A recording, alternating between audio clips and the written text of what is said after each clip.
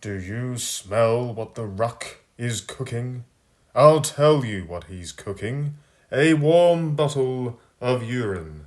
Number 1. Wee-wee. Fresh and frothy. Bottled. Now put that in the bin, jabroni. 2025 has seen one of the most popular wrestlers ever manage to split audiences right down the middle. The Rock versus Cody Rhodes. Not in the ring, though. You see, WWE is becoming even less about the wrestling than before. Michael Cole was, unfortunately, correct. The second W in WWE is the least relevant part of the promotion's name right now. This is not leading to an in-ring showdown, at least not anytime soon. This is a talkies feud, while Rhodes wrestles other people. Because why would someone risk their health in a wrestling ring when they're paid far more to be in movies for far bigger audiences? Johnson is simply too busy playing infamous MMA fighters half his age and mobsters in Hawaii right now to be throwing on some undies and grappling with other men in the wrestling ring. So to understand why The Rock in 2025 isn't quite as ideal for business as he should be, you have to go back to when The Rock himself was around 25. The Attitude Era was very much a product of its time, brimming with car crash angles, Jerry Springer-style meltdowns, and crude, politically incorrect humor. This was the age of South Park and dirty high school comedies, and the WWF made bank cashing in on that and taking ECW's Smash Mouth style to the big-budget mainstream level. The Rock was among the finest examples of how much this worked at the time, tearing opponents' new ones with a whole lot of juvenile humor and vows to ram a variety of sideways objects right up their bazoo. It's the type of material that could be cringe and lame in the wrong hands, hitting the wrong notes, and leaving people feeling embarrassed to be watching it in the first place. For Dwayne Johnson, though, who oozed charisma and crowd control, with a mastery of sharp, well-emphasized vocal delivery, his humor nearly always landed, getting laughs out of fans who ate up his litany of catchphrases and one-liners. The Rock's popularity was so out of control, he managed to upgrade from having his body slammed on plywood all year for a couple of million to tens of millions for starring in movies instead. As a Hollywood leading man, Johnson eventually found his voice as an action hero, with a sizable fan base and proof of box office drawing power. Now, as much as many liked him, most of his films during his hot run through the 2010s until the disaster of Black Adam were what one might call film by committee. Simple, low-brow, basic story action flicks with enough goofball humor to remove any real sense of tension or danger from the proceedings so that it could be watchable for all ages. The kind of light, popcorn fluff that has Martin Scorsese and much of the old guard shaking their heads. Is it real cinema, or is it merely content? Skippable content that costs a fortune and provides little substance or artistic merit to speak of, instead relying on star power and marketing to get seas of normies opening up their wallets. And along the way, Johnson revealed his own take on acting, one he developed over time, one where there's not really much acting at all, and he's just kind of himself. A big, strong man with a decent sense of humor who likes pumping iron, has at least one daughter he's obsessed with protecting, and cannot be seen losing on screen. Essentially, like a successful vlogger, on a much grander scale, Johnson made his own personality the draw over any story or topic being covered in the movie. And for the most part, it did work. Many bought into him as a cool, fun guy doing his thing. A good-natured, gentle giant, but there were always clues of a certain dark side lurking within. Look no further than his infamous child, Grape. It rhymes with grape! It rhymes with grape. robot skit on SNL. And for the most evil invention in the world contest, I invented a child molesting robot. His fascination with the phrase, "Hail Satan," Hail Satan! like he's an old-timer in Rosemary's Baby. Hail Satan! Hail Satan! And, of course, lest we forget, his career-long obsession with sticking things up men's back doors. But hey, it's all in good fun, right? That was the general consensus. Until a couple of years ago. Stuff like that SNL skit, you can say it's just edgelord humour. And sure, fair enough, maybe. But even then, there was no real punchline or structure here. In fact, the skit ends on a pointless, out-of-nowhere, tonal shift to a White Castle joke that has nothing to do with Professor Rock creating a robot Gary Glitter himself would endorse. Things are always better with juicy beef and onion sandwiches from White Castle. The more we learn about show business, the more we learn of its depravity behind the scenes. And this is how they gradually desensitize you to it, by wrapping up ugly truths of what they find funny, and perhaps what they even do, in absurd skits about robots performed by popular actors and the like. Black Adam, though, is where the winds begin to change, and many viewers saw through exactly what I just rambled on about for a bit there. Johnson was indeed skippable, the kind of name you see on a film, and you immediately know it'll be a dumb waste of time, full of bad effects, goofy quips, and nothing, absolutely nothing of real value. Him, Jack Black, Gal Gadot, Kevin Hart, all clear-cut offenders in this regard, people well deserving of that "I'm definitely skipping that film" meme going around right now. Black Adam proves to be a bit of a flop. Johnson strips the supervillain of almost everything that made him interesting in the source material, playing him as a stoic, monotonous father in mourning who's overpowered to a comical degree. He never loses, because of course he doesn't. It's in the contract.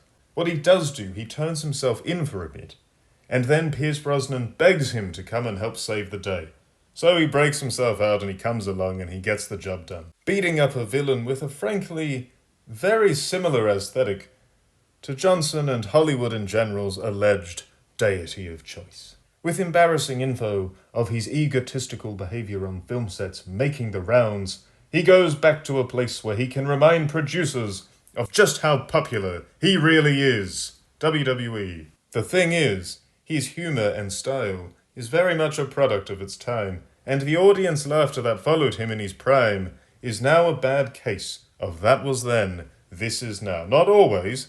Some of the jokes land, a lot of them don't. Yeah, see, fast forward to the past, we'll say 14 or so months, and The Rock, while a megastar in a sea of middling non-stars in the WWE these days, doesn't quite land the way he did in his prime. Last year, the dream match between him and Roman Reigns was seemingly on the cards. There was just one problem. Cody Rhodes.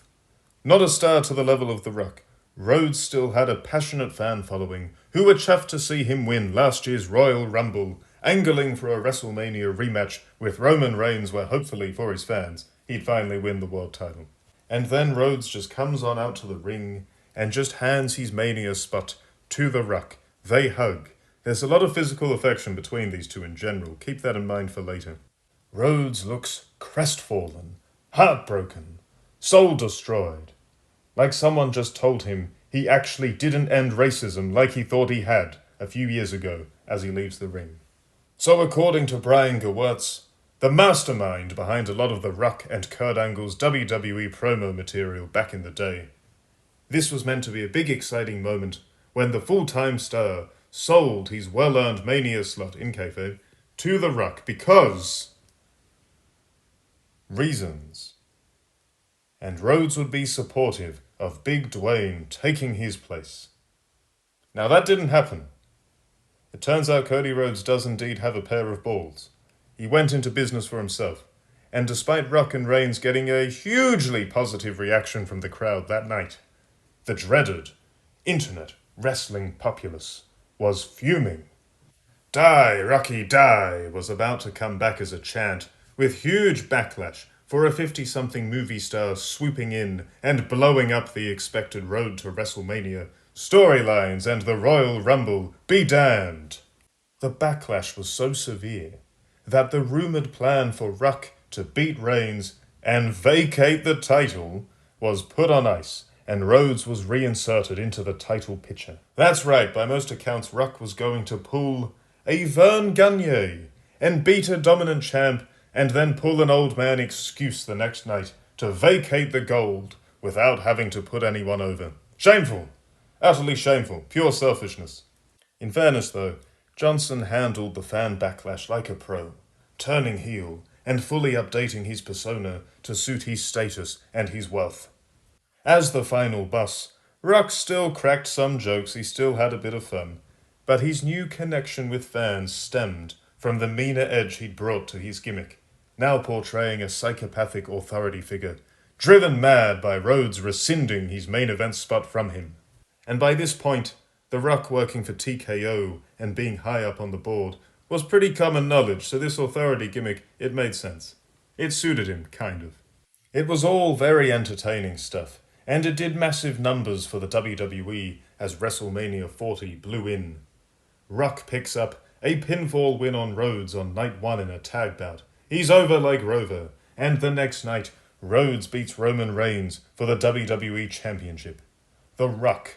He already hates Cody Rhodes, right? That's been firmly established. He's bound to be disappointed with Roman Reigns for losing. Right there, seeds for 2 high-profile feuds with him are right there, ready to grow, ready. Seemingly planted, deliberately, seemingly. So what happens the next night on Raw? Not much. The Rock comes out, says Cody Rhodes broke his heart, and they hold each other's belts. The Rock has a weird fake belt now, in a segment so poorly handled that fans start chanting, "This is awkward," as the pair fumble about, trying to swap their belts without dropping them. And then he's gone. Months later, he makes a little appearance at Bad Blood, seemingly threatens both Cody Rhodes and Roman Reigns with a strange hand gesture, and then disappears again. The angle goes nowhere, no follow-up, and it was seemingly just designed to get some buzz going without any proper follow-up actually planned. This year, Raw goes to Netflix. The WWE Network is dead. Somewhere, at a supermarket, Vince McMahon just fell to his knees. The Rock is here, he's on the show, and he's playing nice. In an absolutely comical insult to the intelligence of anyone watching, The Rock is now buddies with Cody Rhodes. Buddies with the guy who embarrassed him last year. Buddies with the guy he beat to a bloody pulp and threatened the mother of. Now, it's world friendship entertainment, the Amigo era, and Cody Rhodes and The Rock are sharing some of that tequila Rock flaunts all over his social media. A whole year of storytelling undone for a cheap plug. He appears on NXT with his daughter, more on her later, and more recently, he's been working a new angle with Cody Rhodes. Earlier on I said The Rock as an authority figure was kind of interesting, and last year it was. But with the new updates to this character this year, well, let's just take a look. I don't want that. I want your soul. I also mentioned seediness in Hollywood earlier. Well, The Rock is here to give you a wrestling take on exactly that. In a recent promo on SmackDown, he completely buried the relevance of Cody Rhodes and modern WWE in general. Rock noted how much more famous and mainstream he is than Cody Rhodes. Obviously very true, but it also served to highlight how, despite the hype and profits and deals, WWE is simply not at the level of mainstream popularity its fans would like for it to be. This was all a bizarre, rambling, incoherent mess of a promo from a man once praised for his mastery of the microphone. One where he turned heel and face more times than a midlife crisis Big Show, and one where it became clear that The Rock's brand of humor has run dry. His cheap heat insults about STDs and hillbillies simply did not land the way they used to. It's the kind of humor that half these modern crowds frown upon these days, and it wasn't sharp enough in delivery or style to light up the half who might find it funny. With Cody Rhodes, the possible tension of the segment was cut in half by jokes. the reveal that their mothers are now friends, and The Rock's needlessly affectionate approach to dealing with the champion he pinned at last year's WrestleMania, including a Judas-like kiss on the cheek bit odd. Johnson then essentially reenacts what every A-list superstar celebrity must go through when he reveals to Cody Rhodes that he wants his soul. This is what it takes to be at the top of Hollywood and other such entertainment mediums. The Rock is not a supernatural character. He is not The Undertaker or Bray Wyatt or whoever else. He is normally, despite the huge personality, a little bit more grounded in reality than that. He offers Cody Rhodes the world, almost referencing Satan offering Jesus the world during his 40-day fast. A material world, and all you need to have it all, is to hand over the keys to your life. Not this one, the one that comes after this one. Had this segment been better scripted, maybe this would have just come off as a very dramatic, quite figurative, metaphorical, heel promo.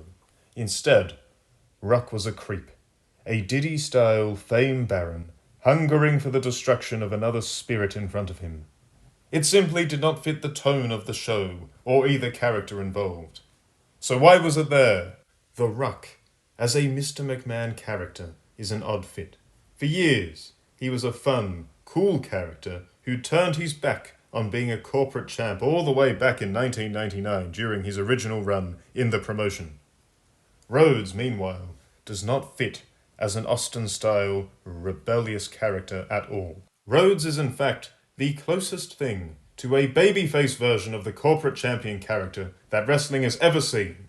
He's not a rebel, he's not countercultural, he's a well-dressed, well-spoken, nice man who clearly takes great pride in representing the WWE. And here we have this decent, normal guy being propositioned by a Hollywood elite for a hollow, soulless life of fame and fortune. And let's face it, the segment was full of homosexual overtones. Or is that undertones? The casting couch vibe, as wannabe stars step on into a private room, get buttered up, and allow themselves to be, how should we put this, owned, physically and spiritually, in exchange for a step up the societal ladder. Every passing year, more of us wake up to these ugly truths, as more and more leaks from behind the curtain of the entertainment world come out, revealing the underbelly of the glitz and the glam is seediness and sadism. Now, does anyone really want this in wrestling? We know it goes on there too in reality, sure, but when you sit down to watch it, is it not for a bit of light, fun escapism from the ugly realities of life beyond the TV screen? You now have the WWE Champion, the face of the company right now, faffing about in the lead-up to WrestleMania, on whether or not to let himself become an older, bigger, richer man's plaything, umming and ahhing, where baby faces of yesteryear would have immediately told Rock to take a hike during their big runs. John Cena told Eric Bischoff to clear off.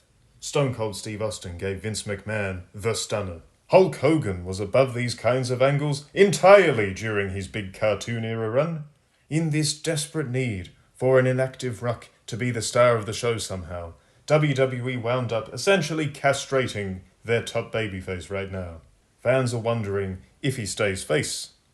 He still looks quite weak and unsure of himself.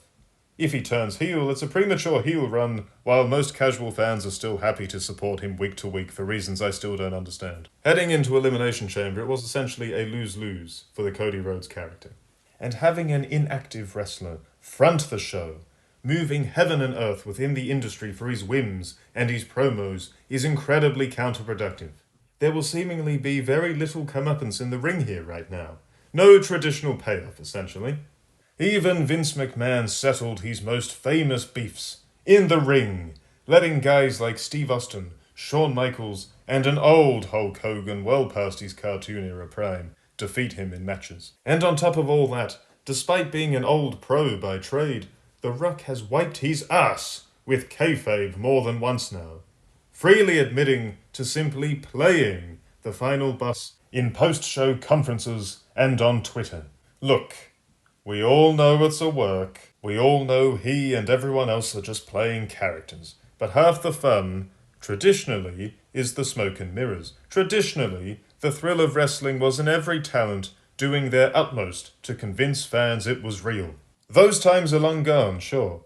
But at least respect the angle you're working enough to not blab about its fakery while it's still going. It's not a movie role. It's a wrestling role. If random fans are broadly aware of the expectations, surely the talents are well aware of them. There is a reason Mark Calloway only started blabbing freely about the reality of the business after he retired.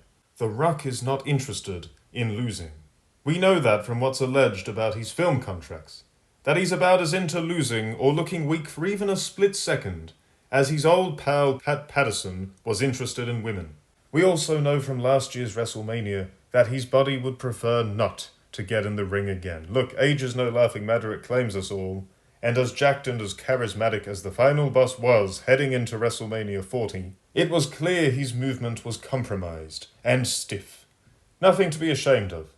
But it means even a basic match is becoming too much to ask for, especially with expensive Hollywood film insurance to contend with. That insurance issue was a huge part of why The Rock stepped away from the ring after WrestleMania 29, as injuries, such as the abdominal tear he suffered that night, can cost film shoots millions of dollars in delays. So we've got a popular star from yesteryear, coming down from a long run on top in movies, changing up his shtick every week as the promotion seemingly have to scramble to go with whatever he throws at them from episode to episode.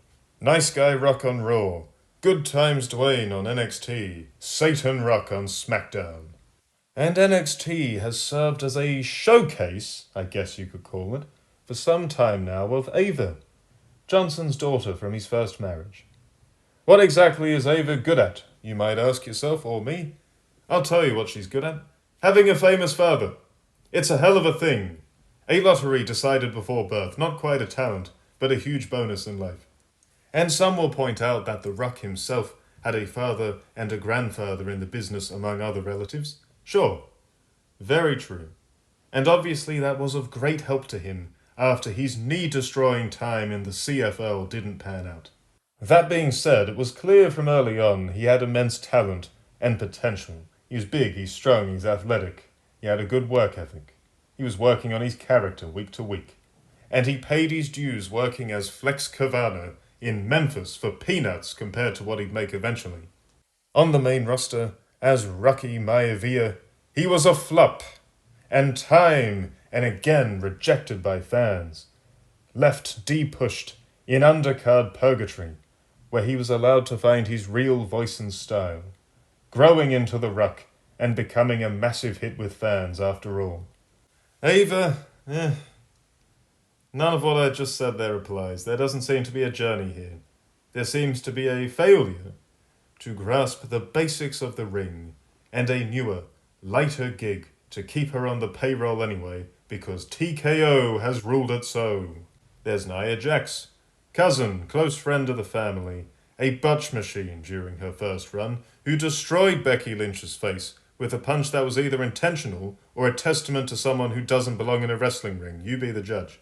And largely just a bore fest, if you will, in this current one, getting pushed, enjoying a Queen of the Ring win and a title run last year, at the expense of safer, better, more over talents. And you see, for all the boos that Jax often gets, one has to ask, what are the numbers for her segments and matches? Is the push warranted? Mid-card Jey Uso, a lovable underdog in the mid-card at best, who, at 39, has likely peaked talent-wise, but is getting the big push because people like shouting, "Yeet!" Raw ratings since he won the Rumble have done nothing to suggest him and Gunther at WrestleMania is going to set the world on fire. Now look, professional wrestling, like most show business things, has always had a nepotism problem, but it feels especially glaring of late in the WWE throughout the upper mid-card to main event slots. And finally, we've got the Elimination Chamber, one of the more interesting shows of the Triple Nose era in recent time despite its flaws. Fellow leading star wrestler turned actor John Cena wins the Men's Elimination Chamber. John Cena versus Cody Rhodes is official for WrestleMania. Good guy John just barely wins, taking advantage of Seth Rollins' post-elimination assault on CM Punk to steal the victory. Cena hasn't won a singles match in years, but his character has never changed. He's still the world's biggest, richest, toughest, most middle-aged 10-year-old. A babyface hero to younger viewers who carried a whole generation of WWE as the face of the show. Cody Rhodes, for maybe the first time in his life, swears. He profanes. He makes very clear to The Rock that he will not be signing over the rights to his rectum and his afterlife to the final Diddy. John Cena's thrilled. Of course he is. The Rock is one of the biggest rivals he's ever had in his career. And of course Cena also helped Rhodes win the gold at last year's WrestleMania. He gives Cody Rhodes a hug, it's all sunshine and rainbows, and then The Rock activates John Cena like he's the Winter Soldier. Cena is evil now, a Hollywood sellout, and he boots Rhodes where the sun doesn't shine unless you're into that sunning your balls fad going around at the moment. Now at a glance, for now, in kayfabe, there is little logic in this turn. John Cena's whole thing is that he never gives up or gives in, and he does things the right way. He is essentially a superhero character, largely aimed at younger viewers. But he's done it for so long now that never turning heel is a key aspect of his persona. He got lucky in the Elimination Chamber, and he got no assistance from The Rock, who wasn't even sure yet if Rhodes would sign up with him or not. And yet, all this time, it turns out The Rock has had a bastard star from yesteryear, who he feuded with, who it's common knowledge he's not exactly pals with behind the scenes, in line, waiting, just in case. The segment was very dramatic, fun angle on the surface, but beneath it, a messy, wedged-in ploy to drum up interest for a WrestleMania sorely lacking in that regard right now. Even further beneath the surface, and this is the more important aspect of this angle, this is what these elites do. Through entertainment mediums like film and TV, they tell you ugly truths about their culture, their plans, and their beliefs, but done in a manner that seems trivialized and silly.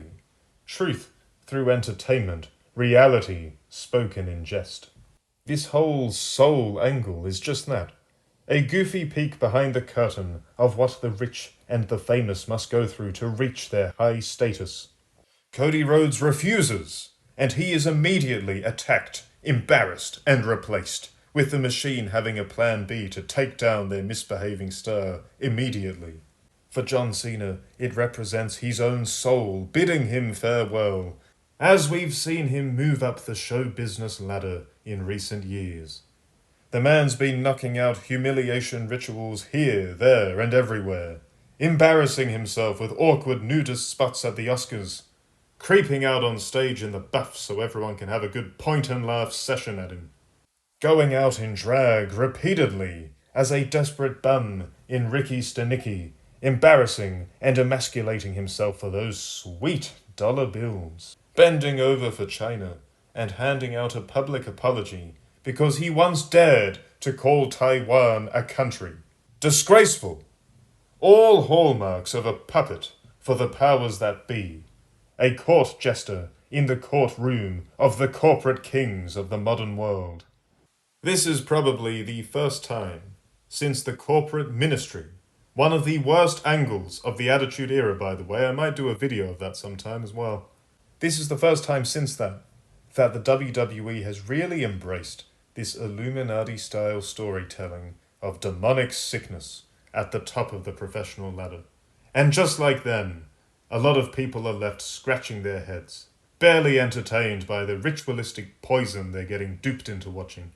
And in recent time, this kind of godless filth always revolves around The Rock. In WWE, that is.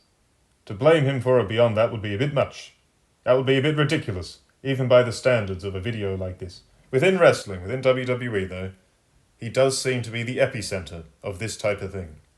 Overall, the more things change, the more they stay the same. Back when The Rock did his big comeback and feuds with John Cena and CM Punk in 2012 and 2013, there was a general outcry about middle-aged part-timer main eventers swooping in for big shows and gobbling up the top spots on the card at the expense of younger, hungrier talent. CM Punk himself spearheaded these complaints, garnering sympathy from fans and wrestlers alike, all while being booked to do the job to pretty much all of them. Triple H, The Undertaker, The Rock, Brock Lesnar, never looking like their equal, never getting his win back. Obviously, in reality, he is not their equal. He never could be, but you get the point. Now, Punk is very much what he hated, just sans the star power or general mainstream interest of those guys. His most famous on-screen rival, John Cena, is in the same boat, largely living up to his catchphrase on what is meant to be his retirement tour. And The Rock, seemingly, is basically McMahoning the show by many accounts, tearing up and changing up the script to fit him. All as WWE becomes more and more of a strange TV drama and less of a wrestling show, with the ugliness of Hollywood and its ideas seeping into the WWE main event scene, changing it into more of the bleak, off-putting, upside-down world propaganda that has ruined so much entertainment over the past decade or so, seeping into the very fabric of society itself on a long enough timeline.